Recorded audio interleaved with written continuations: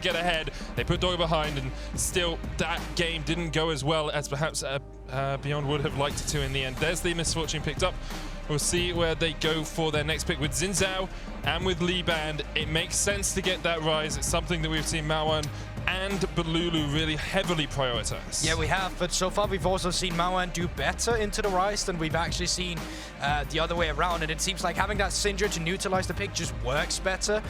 Blind picking Leona here can be a bit interesting because it just sets up the Braum for the Lucian Braum here instead. So I understand wanting to have the priority, but I feel like as a jungler, you could have picked one here for Husha and then left the counter pick or third pick for support here over to the side of the Leona. In the end, they prioritized the bot lane so much with Doggo and Kino, and you can already clearly see it in the draft. Now, Crazy Gwen has been banned against him loads of times when you head into the second ban phase, but do you really want to blind pick it? That's a bold task, but no, he's going for it. 100% win rate on the champion this summer and this Worlds. So I wonder if you go for something like, I'm debating if Bolulu wants to pick the Ryze here, and then only one of those can be counted, and you can ban out counters to the other in the second phase. So if you pick Ryze and then Maoan picks Syndra, it's like, okay, we'll just ban out Gwen counters. The problem with that is you won't get that Braum for the support either. Then obviously you leave yourself open. But you know what? They don't want the Braum. They don't want the mid lane. They want the Olaf for Mojito in the jungle instead. So that's interesting, but that also just screams to me that this team is going for the early priority. This team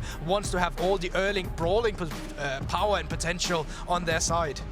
Mojito's played Olaf 4 times across the course of Season 11, has won 2 of them. So it's not a super comfortable pick. In fact, hasn't even played it at all in summer. Well, there you go. Bringing something out of the back cabinet, it seems, in the form of that Olaf. There's Graves locked in for Beyond as well. Could, of course, go top. We've seen it in the jungle as well. Husha can take that. And now we move into the second phase. Rakan banned away from Zergsting. Trundle taken away from Maoan. Or even from Liang in the top lane. That's the thing, this Graves still a flex pick, right? Can be moved into jungle, can be used up in one of these lanes. I'm not too sure about the Graves Gwen matchup, but in the end, it still leaves the flexibility open, and some interesting bans to come out here as well. The Rakan is one of them, Yuumi being the other, and that does still leave open the Braum for Zergsting here later if he wants to. So getting that Olaf early priority apparently doesn't seem all too bad against him, and now seeing this Silas ban, it could also mean we would see a Twisted Fate. I mean, that's the big thing. Like, the Maoan, I believe, doesn't play as much Twisted Fate as Bolulu plays. Yeah, so he hasn't played it at all. Whereas, because Bolulu plays the Twisted Fate, you can ban the Silas, take the Twisted Fate for yourself. It means that you couldn't get it countered, but Ryze obviously are locked in here for Beyond. It's actually Gnar.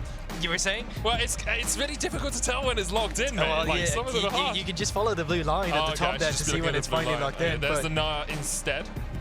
But yeah, the Twisted Fate, it kind of just screams this pick as soon as you see the Silas. If you're gonna lock in the Ryze here, then you knew you'd just be facing the Syndra once again. But yeah, as you said, now he's gonna go up on towards Gwen here. We will have this Graves in the jungle. Well, perhaps can still be pushed in mid, but that's what we're assuming.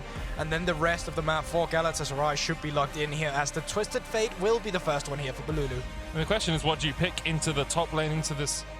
Oh no, it's already Gwen. Yeah, Gnar into Gwen is the top lane matchup, so I don't even need to talk about that. Support is the option. Lucian Nami is something we've talked about a lot. It's very strong, the power of Electrocute Nami, Tide Coiler's Blessing with PTA. You can proc a lot of damage. Of course, Lucian gets extra damage if he's empowered auto attacks, so if he's buffed while he auto attacks with that passive. So it's a very strong laning pick, but instead the Trundle here for Zergsting. The Trundle can be interesting as well because you will have the pillar still against the Misfortune. If she starts the bullet time, it has a fairly long range, and then the obvious choice obviously is that Trundle just does really well into Leona. The fact that you can steal away the resistances on the W, and if Leona does go Aftershock, well, you know what, that's even more resistant to steal. So now with Alive, or not Alive, but Bolulu having locked into Twisted Fate, the counter pick for Maoan instead is going to be this Ryze to match the proactivity on the map, to match the side lane potential. Once again, Galatasaray bringing out something they haven't played for the entirety of summer. Both the Olaf and the Trundle not picked by their respective players. Maoan with the Ryze in the mid lane, as you say, to match the ability of the Twisted Fate to roam around. And it's one last time, one last game between these two to see who gets through to tomorrow, who has the mammoth task of beating Hanwha Life in a best of 5 to make it to the group stage. Galatasaray looking to do it for Turkey for the first time in their history, for the first time in 4 years for the TCL. Beyond following in the footsteps of PSG Talon, of course, who made it to groups last year. But also just signature champions all across the board, really.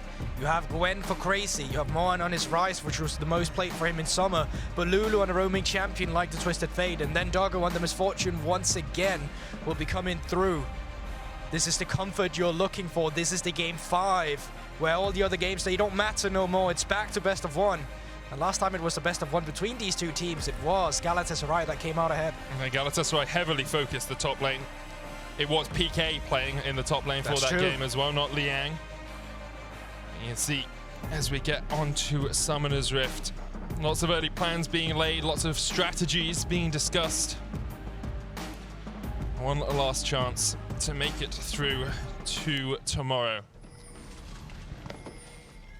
Just taking a look aboard the summoner spells. Mojito not opted in for the flash on Olaf, but it will be the ghost, which in the early game gives you some extra rundown potential.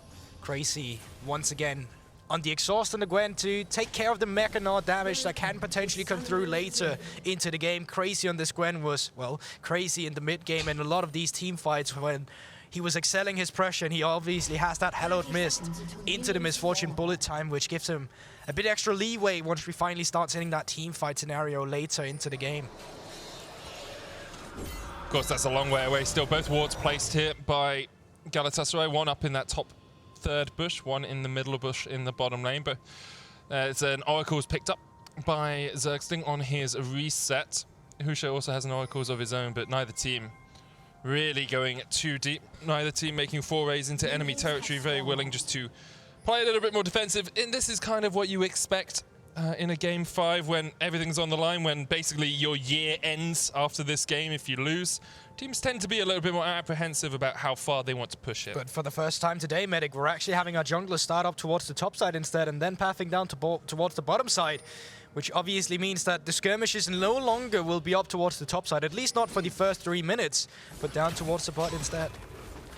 And I think that makes a lot of sense if you're Mojito, because your bot lane has been struggling. Your bot lane has been on the receiving end of a world of hurt.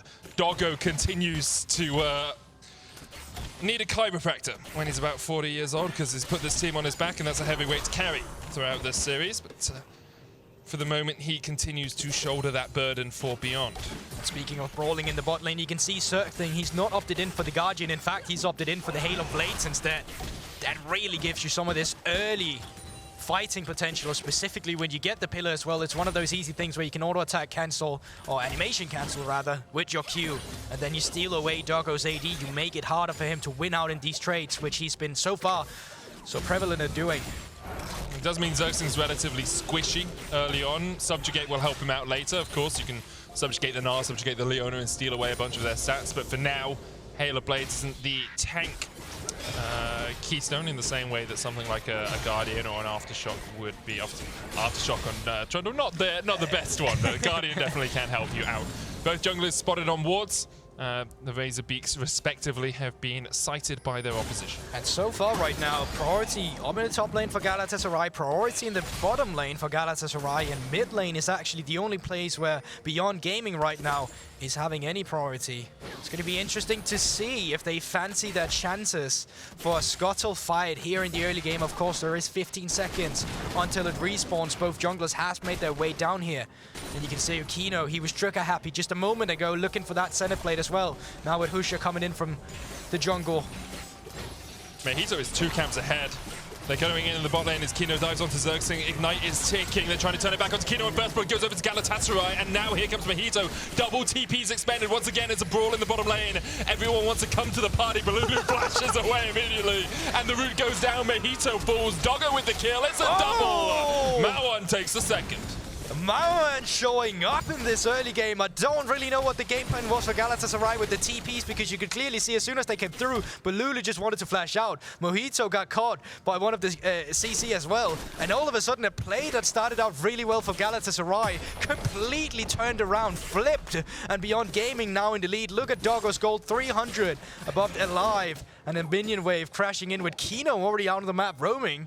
Yeah, Kino going up towards the top side, looking to see perhaps if Crazy overextends a tad, but The big thing for that is, he's spotted. Once again, it's Doggo who gets out ahead. As you say, Kino was spotted just a little bit on the ward. Crazy snip, Zenith Blade stun. Liang going in. There's the wallop. And down goes Crazy, and it doesn't matter if you spot Kino, he is still there to get you. And this is the Beyond we saw in the PCS, the Beyond where they have Kino out on the map in the early game after they've been getting Doggo some resources. Everything in this Game 5, despite the first engage, is going well for Beyond here, but nicely done trading onto Kino, not flashing that piercing line. Unfortunately makes him get first blood, and this is where the situation starts to become a bit dire. The TP coming in immediately matched by Maoan, who plays this super beautiful. He finds the extra scatter on the E, and then the flash once again with it.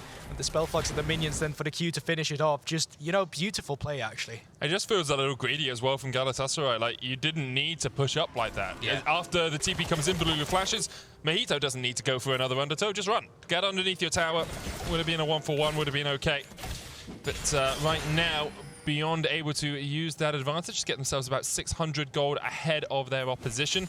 Maoan already 1-0-1 on this Ryze, has the Amptome building up as alongside that tier. So Beyond in a strong spot overall, and once again, it feels a little bit like we're on Doggo watch. How big can he get in the early game? How big can he get towards these later team fights? And will he ever die on this misfortune? Because he's pretty slippery when it gets towards later portions of a match. Find out in the next episode.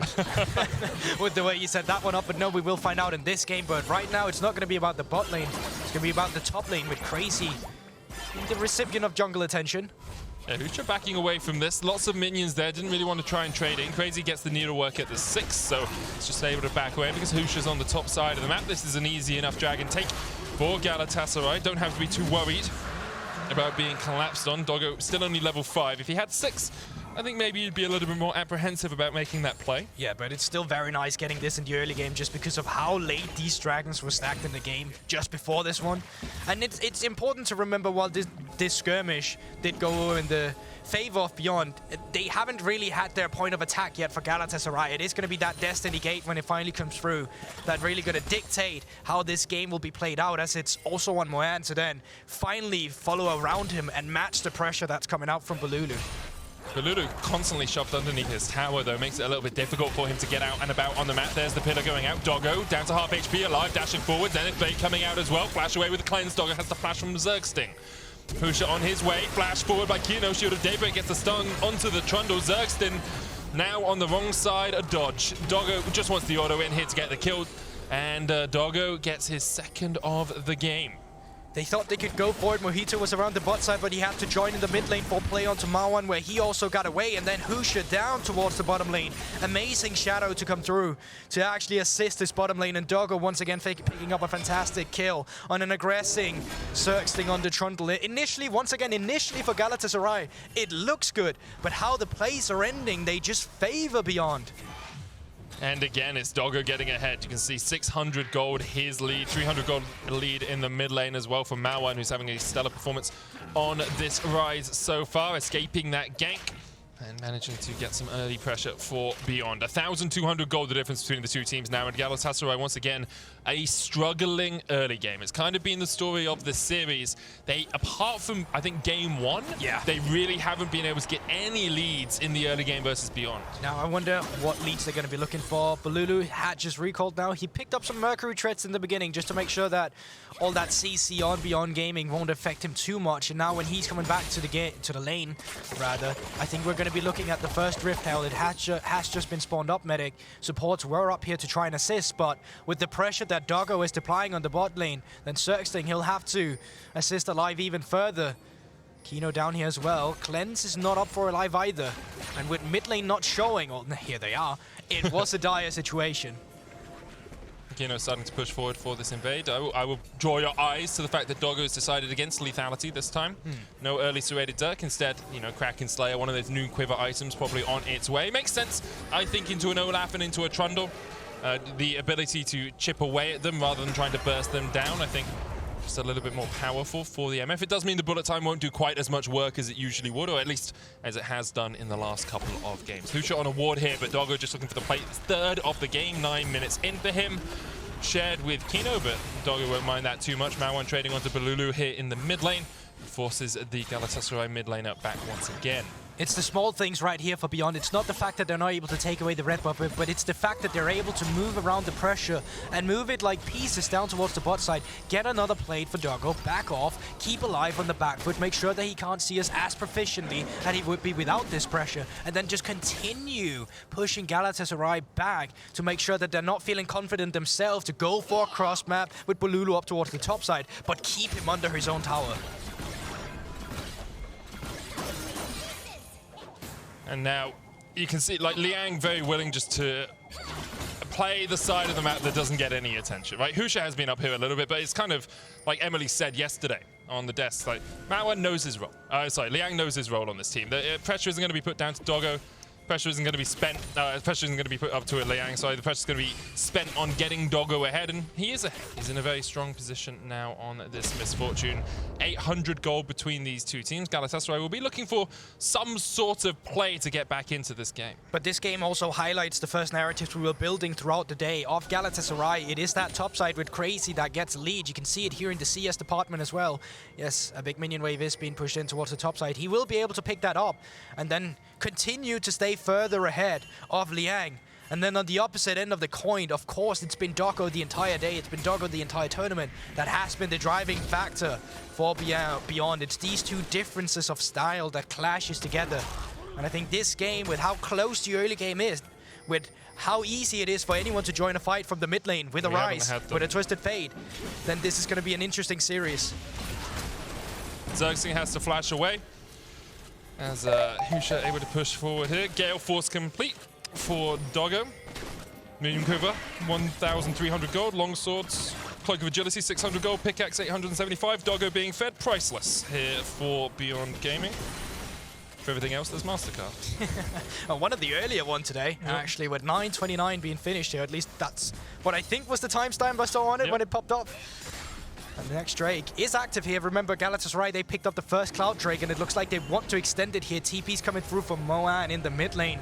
And both top laners also have TPs should they want to join the fight. But right now for Galatasaray, there really isn't a ward in a very good placement for it. So I think Beyond Gaming, they'll be getting the mid lane priority now, and they'll be moving down towards the objective. Yeah, I think this is a really greedy contest from Galatasaray if they decide to go for this. TP's coming in below them right now. Liang actually about to time out for Gnar, so this could be dangerous. Will he still have the Gnar bar when he goes in? Bullet time on the backline, Crazy diving in. Maoan's already killed off Zergsting.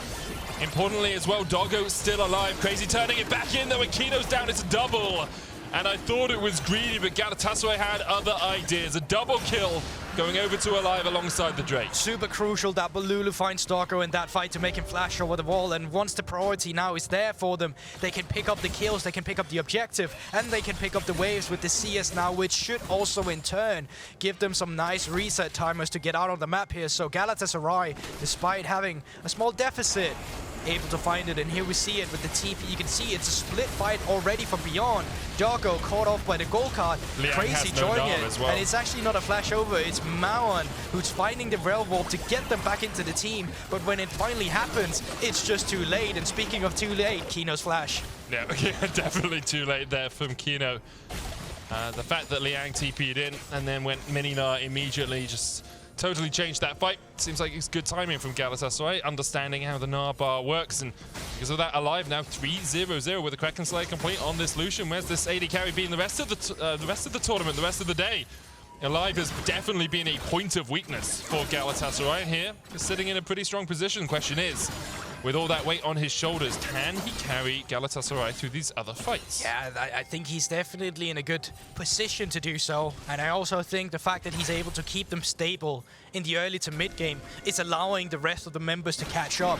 Players like Crazy on the Gwen, the further we get into this game, the more annoying he's going to get. The scaling on this champion is absolutely absurd. And once again, remember how it fares into the ranged champions of Beyond are super nice. They're forcing you to walk into them. That's not what you want to do when you're against a Gwen.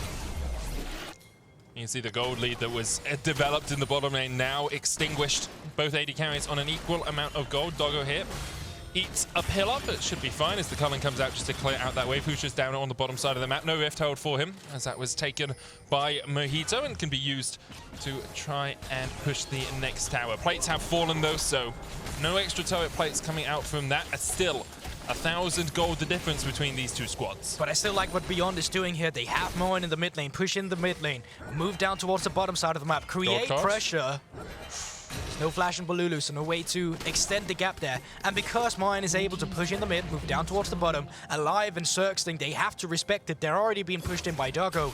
And it's how Beyond is moving around the pressure like this. These key pieces on the map, they're able to get these small gold leads in the early game that just, you know, piles up on top of each other. In a very strong position. 2,000 gold ahead. Crazy's going to be given over the blue buff here. Is he though? Oh, Bolulu might take it. I mean, either one of them having it is fine. I think Bolulu will be happier for it. And Crazy seems to be comfortable just continuing to go back up towards that top lane. On the way to the Rift Maker, very strong in the hands of Gwen.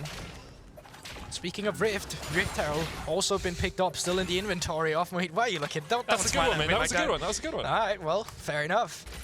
They are going to be having the Everfrost come out from Bolulu soon. I think he's going to be recalling now for it. And once you have that, it's the extra CC layer you really get on the gold card that makes this champion so obnoxious to play against on a broader map state. Specifically, Crazy now as well should be backing and getting that Rift Maker you were speaking about as well. And it's now when you're finally matching Beyond in the item department that you can try and look for something with this Rift Helm.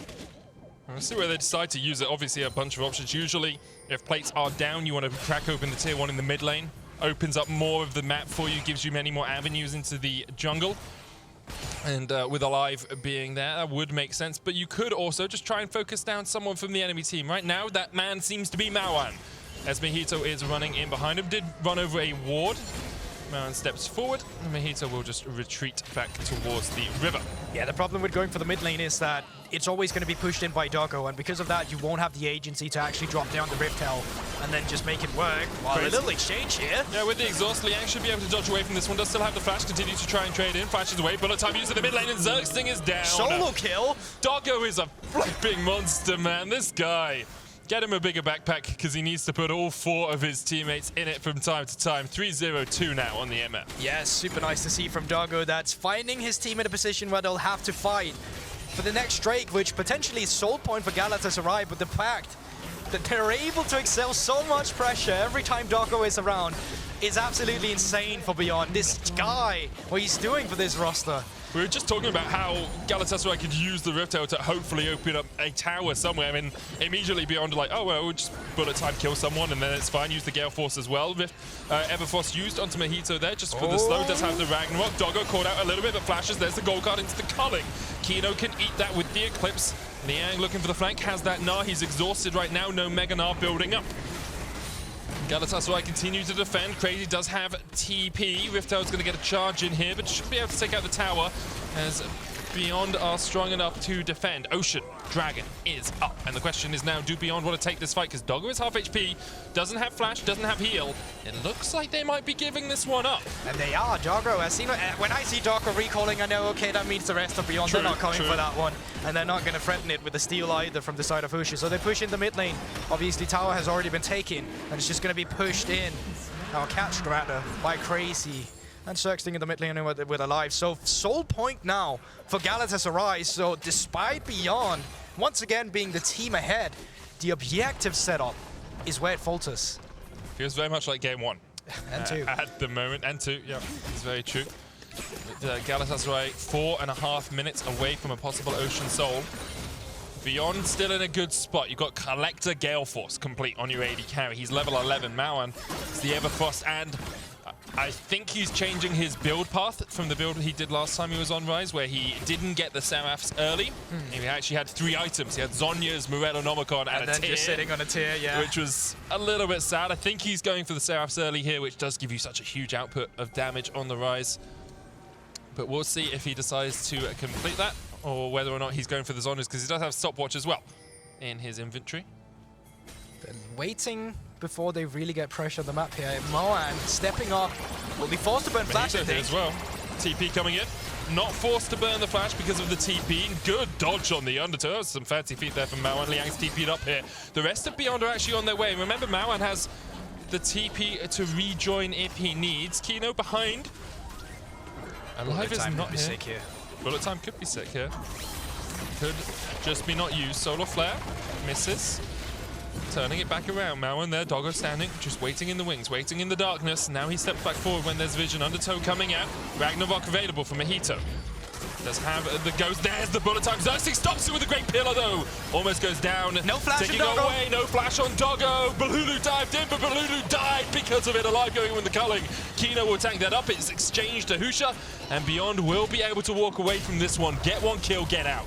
I can't believe he lived there, but the fact was that Alive just wasn't there to join the fight, so it's a 4v5 from the beginning. And because of that, Beyond, they're able to accelerate the lead once again and get one of these picks. They're so good at doing it. As long as there's not an objective involved, Beyond are really good at finding ways to get further ahead into the game.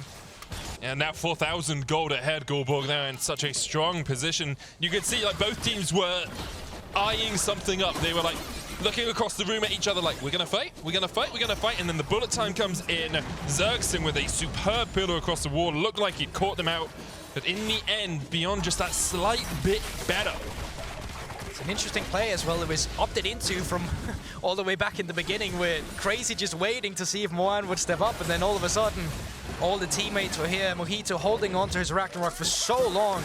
And if you take a look onto the minimap, yes, it's a good pillar, but Alive is just not there to capitalize on it. So Bolulu dashing in here is just dashing into the enemy team. And I think he could have just walked up and hit that gold card instead of porting it. Yeah, there's no range as well because Alive wasn't there, right? What's Olaf gonna do? Swing at the wall with his axes and hope he chops through it in time to get to Doggo? Couldn't do it. Doggo now 3-0-3 on this misfortune. Alive now by himself, caught out a little bit, but able to force Beyond away. A minute and a half on the ocean. You have to feel that is where the fates of these teams will be decided. Galatasaray take it with an Ocean Soul in this composition. They're pretty much unkillable. Only execution is sitting on Liang. But they also have some defensive items this time around with stopwatch for Maoan, with the stopwatch for Doggo. The fact that you have that one extra is super nice in terms of Galatasaray only have one of them right now. So if Alive is caught off guard, or anyone else for a matter of that fact, they don't have that extra survivability to go through one of these exchanges. So Beyond Gaming, all they have to do now is just keep these lanes shoved up, get control of the objective in a good manner's time. I mean, already now you can start doing it if you feel like you need to be extra thorough about it. You can see pink wards are finally out. It's an Ocean Soul map as well, and that has not been the map that Beyond has been enjoying because it creates extra bushes, and these extra bushes are just something that they haven't really taken into account around it, but this time around, they're doing a good job. They have the pink wards, and they're creating some space around the Fog of War. Yeah, across games 3 and 4, I think their vision control has been a lot stronger than it was, especially in game 1 where they really struggled here. We see them clearing out all that vision, no wards in the river at all for Galatasaray, complete darkness, and as you say, this is nice. Galatasaray will probably just give up this dragon. You don't have to fight it. The issue is, of course, Beyond could do something like this where they look for you. Olaf there coming out. Doggo waiting. Has the bullet time. There's the TP coming in. Alive trading onto Liang. There's the bullet time. Really doesn't do as much as Doggo would have liked here. Color going out. Crazy going in. Liang forced away. Maoan unable to join the fray in time. Realm Warp has been expended. You need to be fast about this one. Liang doesn't have TP, so if you're able to start up the objective before he gets there, that's super crucial. They won't have that Mega Gnar available. Well, he will now. He's stacking it up on the walls. This could be a disaster call for Beyond. Crazy expended his TP. Beyond unwilling to give up the ocean. Smoke screen coming out. Now it's down. Kino down to 400 HP. Crazy stepping in. Maoan with the great root there. Ragnarok not used by Mojito. Just ate the damage. And Liang back to half HP because that Mega Gnar has been proc. No vision still for Galatasaray. Do you go back to mid or do you take it? You're looking for the fight. Mojito stepping in. Mojito's just dead. And once again, it's Doggo. What can this man not do? He dives in. He gets the Gale Force. He gets the kill. And because of that, Beyond get the dragon. And it's perfect with the setup this time around because Galatasaray had no vision. They couldn't opt into it, but they're still looking. Pillar could catch one out. Liang could be a key target here. It's Galatasaray looks to try and chase him down. Maoan, though, able to walk away. Overload coming out. Good pillar. Stops the jump, but they just don't have the chase. And Beyond able to slow down any option for Galatasaray to get back into this game by taking away the Ocean Soul. It also leaves you with the feeling that Galatasaray should have continued their pressure on the top side, should have continued with pushing in the mid and then extend that up to the top instead, since Beyond in the end had all the setup for the Drake, and it was beautiful this time around for Beyond, even with Galatasaray forcing Liang down in his HP's bar. They didn't know when the Drake was low enough for Mojito to walk in there, which is why he had to face check to know. And because he face checked, well, he got blown up by Doggo. It doesn't have flash either, right? So it's just, it's purely a typical Olaf player, run at you and hope that I hit enough to do enough damage to take the kill. Couldn't quite do it. Beyond continue to keep this gold lead at around the 4,000 mark. Doggo now has a BF sword building up towards a possible GA, or could just be using that BF sword to, you know, get an Infinity Edge or get a Bloodthirster, depending on how the mood sways him. And it becomes harder and harder for Galatasaray to do anything. Importantly, though, for them, I think Crazy's now in the position where he can kind of split push into Liang without too many worries. You know, item and a half on the Gwen. Maybe wants that full second item, but for the moment, I think Liang will struggle in that pure 1v1. The Cosmic Drive is going to be the pivotal thing for Gwen here. The fact you get that extra movement speed ability here is super nice to work around with, and really does help a bruiser like, AP bruiser like Gwen here in this scenario. And there we have it. It is finished up. So you have the ability haste, you get up those Ionian boot, you have the extra ability haste off the Cosmic Drive now, and this is what you're looking for in these fights. But the problem for you is that you've been struggling to find these beneficial fights because Beyond finally adapted and improved and overcome their issues with the vision control around these neutral objectives. So difficult for them to find a fight as well, just because of how much CC there is locked in. Destiny, gold card hits, and there's the stun on the realm. One connect, Crazy with great positioning. Liang now TP's in. Flash. There's the exhaust, no flash on Liang. The Gnar's going to only get one back. Liang can't try and jump across this wall. He's got into the minion. There's a fight down towards the bottom side as well as Kino. I can't believe it. Crazy gets another, and Guldborg can't believe it, but Galatasaray are cheering for this. Doggo able to survive, does still have the flash, but Kino will die. 3 for 1 in favor of Galatasaray. However, they do lose their jungler. And that's the only saving grace, Medic. The fact they lost their jungler, so you didn't just throw and give Galatasaray the Baron, but Beyond getting caught off guard by a Bolulu on the Twisted Fate, finding them split up, finding the workaround together. The two solo laners, Crazy. Husha. Oh no, they can still look for more. Pillar was a little bit early there. Gold card's going to come out. Husha will be able to flash away from it. Tower falls in the mid lane. Doggo still surviving through all of this, and gold now shrinks. 2,000 gold the advantage for the PCS number 2 seed. Turkey are fighting back. But this is something Galatasaray has been so good at doing, as you can take a look at this React replay. The fact that it's the two solo laners working around the map to use it. Normally you'd see the jungler and the solo laner work around, but here for Galatasaray, they know how reliable they are together. Now, this is what we didn't see, Medic, on the other side of the map, what actually happened here in the 3v3 scenario. And you know, it's quite telling actually, because this is Beyond Gamer's strong side, where you have down in the mid lane Doggo, he's fighting with you. On the other side, you have the strong side of Galatasaray, which is the solo laners, and they win out at each strong side here. It's just super interesting to see in this best of 5 series how well the difference of style correlate in our last game. Yeah. I will say as well, it's very rare to see an Olaf pop Ragnarok and Ghost running down an AD carry and be the one to die. Usually, it's the AD carry that is on the losing end of that fight, but Doggo continues to impress. Ah, you're approaching me. Call an ambulance. Gold lead now shrunk, though, between these two teams, as we say. 1,200 the difference. Tower falling in the top lane. Ocean Soul available in 30 seconds for Galatasaray. Beyond Gaming obviously sitting only on 1 dragon. They will try and get this Scuttle Crab for vision so that they can then path down towards the bot side river. And I wonder how they want to set up around this, because Galatasaray do have the mover's advantage right now, as that Trundle can get into the river if he wants. But with Bolulu not there, I don't think Galatasaray want to push in too far. No, he will be there in just a moment, though. Bot lane has crashed down towards the bottom side of the map, funny enough, and that just gives them agency with how you entrance this river. Obviously, though, Beyond have pushed in the mid lane, and they need to take care of this vision control now, Medic. The Drake is spawning in 1 minute, and you barely have vision around the Drake. Ragnarok popped. Bolulu and Crazy on a flank. Oh, they don't know. Bolulu They don't and have Crazy vision on the flank. Galatasaray looking to make it into their second round of knockouts for the second year in a row. Ocean Drake there, Husha stunned up. There's the Culling going out. Husha will secure it, but Crazy's going in. Needlework onto the back line. Doggo getting away. There's the bullet time of the elbow. We'll get them all out. Crazy pops the stopwatch for Bolulu with a blank, with a gold card. Doggo dies for the first time in what feels like in a millennia. And Galatasaray able to win the fight, but Maoan now pushing forward. Liang on the advance as well. Husha forced away. The undertow will slow them all. Galatasaray win the team fight. I can't believe they find it. Bolulu's port was so crucial as well over the wall to get agent access rather to Doggo in that fight that did have the flash, but nowhere to flash to. And these fights just get crazier and crazier beyond. Luckily, they do pick up the Drake, but the setup was there 10 seconds before Drake respawned, and it allowed Galatasaray to come in from the bottom side of the river, and it's making this game 5 so goddamn competitive. Gold basically even between these two teams. Once again, you can see Husha stunned up, Dragon secured, and then Crazy is the one to initially advance. Yeah, and you know, good ultimate for Maoan in the beginning, because if you get caught in that chokehold with Crazy being able to do so much AoE damage, that's your entire team just getting aced.